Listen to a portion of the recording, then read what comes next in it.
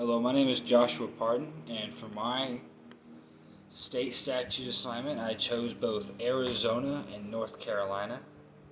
To start off, we're going to be talking about the North Carolina statutes. To define human trafficking is a person who commits the crime of recruiting, enticing, harboring, or transporting an individual to be held in involuntary servitude or sexual servitude.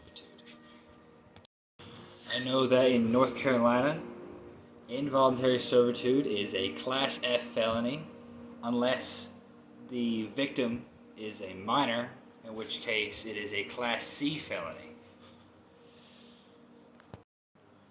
I also know that in North Carolina, sexual servitude is a Class D felony if they are an adult, and a Class C felony if the victim is again a minor.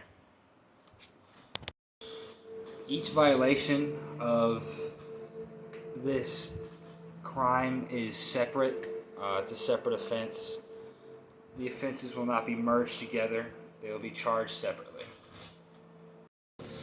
I know that in North Carolina, there is a service that even if the victim is not a legal resident of North Carolina, they will still be granted state services to help them cope and get better through the traumatizing event. Now on to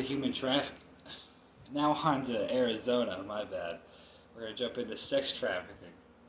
This can be defined as an individual forcing, harboring, transporting, or coercing another individual into doing sexual activities with others. In Arizona, sexual trafficking is a Class II felony, and the person committed of the crime is not eligible for a suspension of the sentence. Now on to involuntary servitude. Much like North Carolina, this can be defined as a person who harbors, transports, or coerces another person into forced labor. In Arizona, forced labor is a Class II felony. However, this person is eligible to have his sentence suspended, unlike sex trafficking. When comparing the two, I think Arizona and North Carolina share the same definitions of each crime. However, I believe that Arizona is more harsh on punishments, while North Carolina differentiates from adult and minor, having separate punishment depending on the victim's age. If I could change anything about these policies, about these statutes, it would be to have better services for the victim.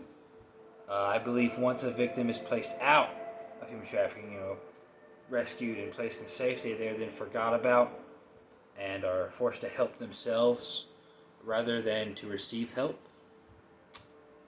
And yeah, that is my presentation. Thank you. I appreciate you and this class. It has benefited me greatly, and I've learned a whole lot. So enjoy your summer, and I'll see you in the fall.